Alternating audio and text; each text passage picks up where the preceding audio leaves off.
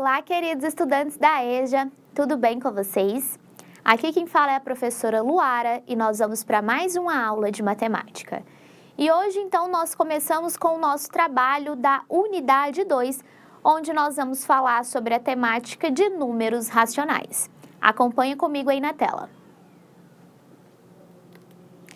Então, até então, existiam apenas os números naturais e os números inteiros, mas nenhum deles conseguia representar as partes de um todo. Por exemplo, suponhamos que você e seu amigo fossem colher e dividir entre vocês dois, de forma exatamente igual, a quantidade de maçãs representadas na figura da macieira a seguir. Então, temos aí a nossa macieira, que é uma árvore frutífera, onde o fruto é a maçã. Veja, então, que nós temos aqui 1, 2, 3, 4, 5, 6, 7 maçãs nessa macieira. E aí fala, quantas maçãs, então, ficaria para cada um de vocês, né? A princípio, cada um ficaria com 3 maçãs, mas sobraria uma maçã inteira para ser dividida entre você e seu amigo. Então, situações como essa da divisão das maçãs, elas não podem ser resolvidas corretamente usando apenas os números naturais e os inteiros, né? E o que deve ser feito? Vamos pensar comigo. Quando a gente fala em números naturais, a gente fala em números que são números positivos inteiros, ou seja, eles não podem ser números quebrados, né? Números decimais, que são os números com vírgula, e nem números fracionários. E quando a gente fala em números inteiros, eles também não podem ser frações nem números com vírgula, porém eles podem ser números positivos e negativos. Nesse nosso caso, então, que a gente tem que repartir um inteiro, esse nosso número ele já não entra em nenhum desses conjuntos. Então, ele não é nem natural e nem inteiro. Portanto, ele vai entrar como um número que é o número racional, ok? Então, vamos analisar essa situação e entender como é que a gente vai fazer para resolver esse nosso problema da divisão das maçãs. Bora lá! Para solucionar, então, esse problema, a maçã inteira ela vai ter que ser dividida em 2 partes iguais. Então, vejam aí, nós temos a maçã e a gente dividiu, cortou a nossa maçã ao meio. Dessa forma, cada um de vocês ficaria com 3 maçãs e meia, onde a gente pode representar como 3 inteiros e 1 metade, ou a gente pode representar como 7 meios. E é justamente esse meia que representa a metade de um todo.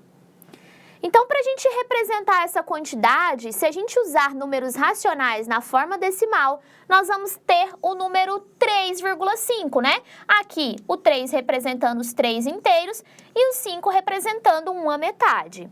E se usarmos números mistos, ou seja, números que são naturais mais números fracionários, nós vamos ter, então, 3 inteiros e 1 metade, onde uma parte está inteira e a outra parte está fracionária. Usando, então, somente a forma fracionária, nós teríamos 7 meios. Então, a gente consegue representar essa nossa situação, pessoal, de 3 maneiras diferentes.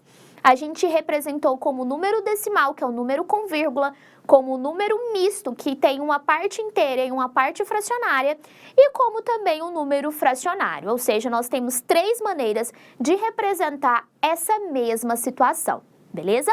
Vamos continuar, então, acompanhando aí comigo para a gente fechar essas nossas análises. Bora lá! Então, para fazer a transformação de um número decimal em uma fração, nós vamos proceder da seguinte forma. Primeiro, a gente vai colocar esse número decimal, o que será transformado, sem a vírgula no numerador da fração. E no denominador da nossa fração, a gente vai colocar um múltiplo de 10.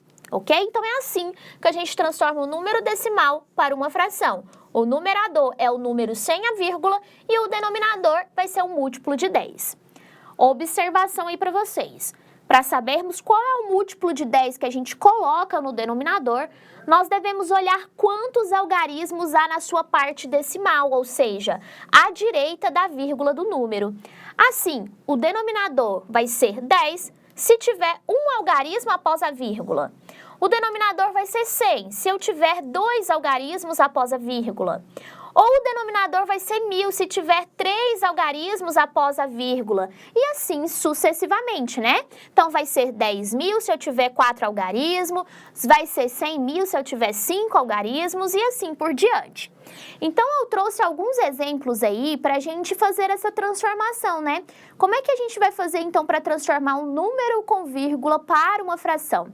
Basta, então, no numerador a gente escrever esse número sem a vírgula e no denominador a gente escrever aí um múltiplo de 10, que vai depender da quantidade de casas que eu tenho após a vírgula. Se eu tiver uma casa após a vírgula, denominador 10. Se eu tiver 2, denominador 100. Se eu tiver 3, denominador 1000 e assim por diante, beleza?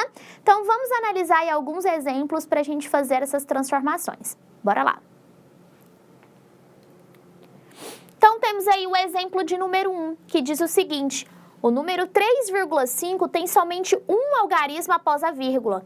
Então, o que a gente vai fazer? Vai transformar esse número 3,5 para uma fração. Eu vou escrever esse número sem a vírgula no numerador, que é 35.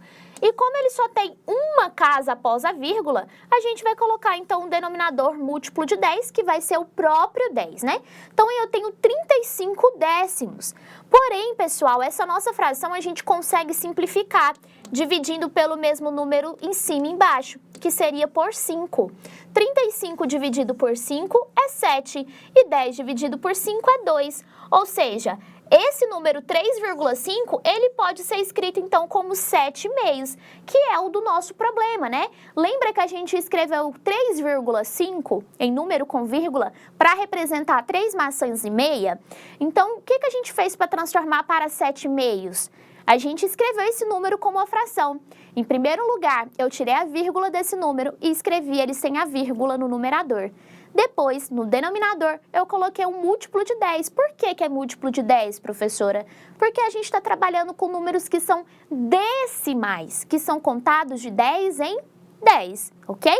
E aí, como esse número só tem uma casa após a vírgula, a gente colocou, então, o denominador 10. Então, ficou 35 décimos. Porém, essa nossa fração, ela não é irredutível ainda. Então, eu tenho que simplificar, dividindo pelo mesmo número em cima e embaixo. A gente dividiu, então, pelo que era possível, que é o 5. E aí, eu obtive, então, o nosso 7/2, ok? Entendeu esse nosso exemplo de número 1? Então, vamos analisar mais um exemplo aí juntos. Vamos para o exemplo de número 2. O exemplo de número 2 diz o seguinte: para a gente transformar, então, o número 4,25 para uma fração. Eu vou escrever, então, esse meu número 425, ou seja, eu vou tirar a vírgula e vou colocar esse número no numerador. E vou contar quantas casas que tem após a vírgula. Eu tenho 2 casas, o 2 e o 5. Então, o denominador vai ser 100, certinho? Então, eu tenho aí 425 centésimos. Mas essa fração, ela não está na sua forma irredutível. Eu consigo simplificar esse meu numerador e denominador. Quanto? Como, né? Eu vou dividir direto, tá, gente, por 25, mas eu poderia dividir primeiro por 5 e depois por 5 mais uma vez, tá? E aí vocês obteriam o resultado 17 quartos, ou seja, o número 4,25 em forma de fração seria, então, 17 quartos. Por que 17 quartos e não 425 centésimos, né? Porque eu sempre tenho que escrever a minha fração na sua forma irredutível. Então, se é possível simplificar, você vai ter que fazer a simplificação para dar o seu resultado completo, ok? Então, vamos analisar aí mais um exemplo juntos. Vamos agora para o exemplo de número 3. Exemplo de número 3 quer que a gente transforme o número 1,350 para uma fração. Então, eu vou tirar essa vírgula e vou colocar o número aqui no numerador, vai ser 1.350. E embaixo eu vou contar a quantidade de casas após a vírgula. Tem 1, 2, 3 casas. Então, o denominador vai ser 1000. Então, ficou 1.350 milésimos. Mas dá pra gente simplificar esse número. Dá pra eu dividir direto aqui, ó, por 50 em cima e embaixo, obtendo, então, a fração 27/20. Ou seja, 1,350 escrito em forma de fração é a mesma coisa que 27 20avos. Fechando aí os exemplos que eu trouxe para vocês hoje para a gente fazer essa análise, né? A transformação, então, pessoal, de números decimais para números fracionários é bem simples. É só você seguir esse passo a passo.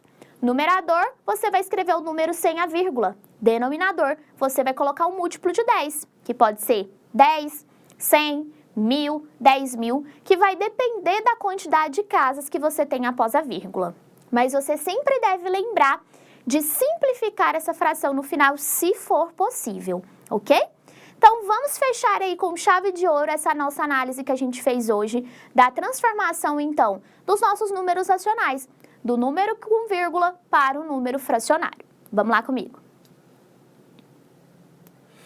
Então, não esqueça, tá? Para ficar bem claro aí para vocês, o múltiplo de 10 que você colocará no denominador, ele será de acordo com o número de algarismos que temos após a vírgula do numerador.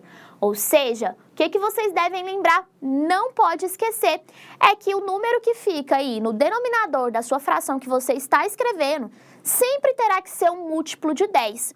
E esse múltiplo de 10 vai depender da quantidade de casas que você tem nesse número após a vírgula.